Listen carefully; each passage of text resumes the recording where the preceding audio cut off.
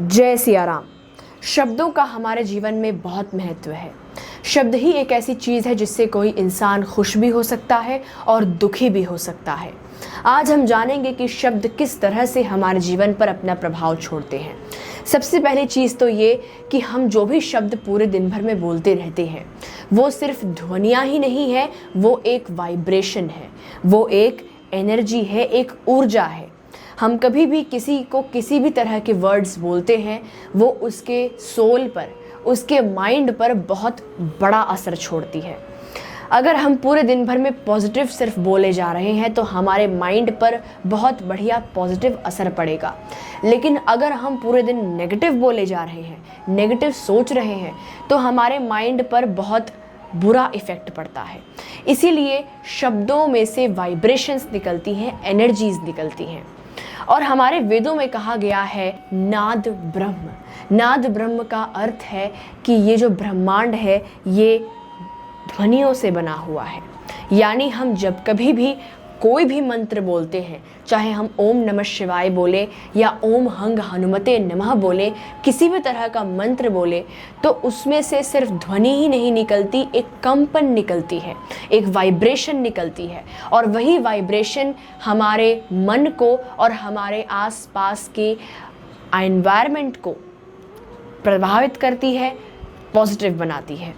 इसीलिए मंत्रों का भी बहुत महत्व है। यानी अगर हम मंत्रों का भी उच्चारण करें, पूरे दिन भर में हनुमान चालीसा का पाठ करें, तो भी हमारे आसपास की ऊर्जाएं काफ़ी साफ हो जाती हैं।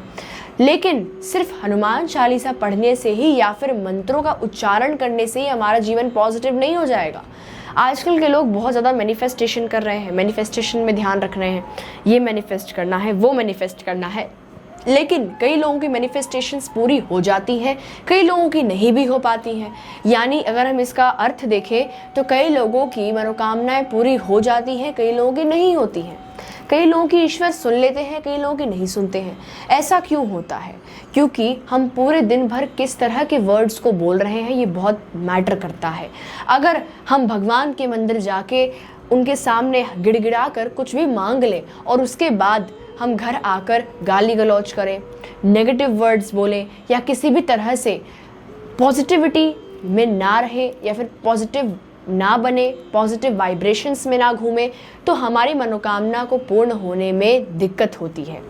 इसीलिए बहुत ज़रूरी है कि आप पॉजिटिव बोलें।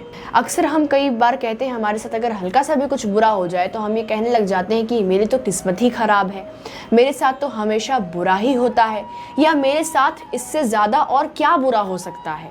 तो ब्रह्मांड को लगता है, यूनिवर्स को लगता है कि आपको आपके साथ बुरा होते देखने में बहुत मज़ा आ रहा है।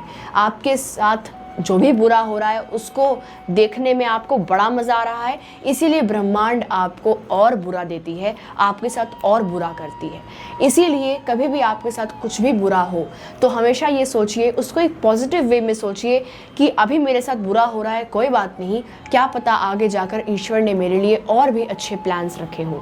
यानी बेफालतू में खुद के किस्मत, खुद की डेस्टिनी को कोसना या फिर किसी भी तरह से अपने ज़िंदगी पर इल्ज़ाम लगाना, दोष देना, खुद पर ही इल्ज़ाम लगाना, ये नेगेटिविटी को दर्शाता है और आपकी मैनिफेस्टेशंस को पूरा होने में रोकता है। मेरा दिमाग ख़राब हो रहा है, मेरी किस्मत ख़राब है, मेरे साथ तो हमेशा बुरा ही होता है, इससे ज़्यादा बुरा और क्या हो सकता है।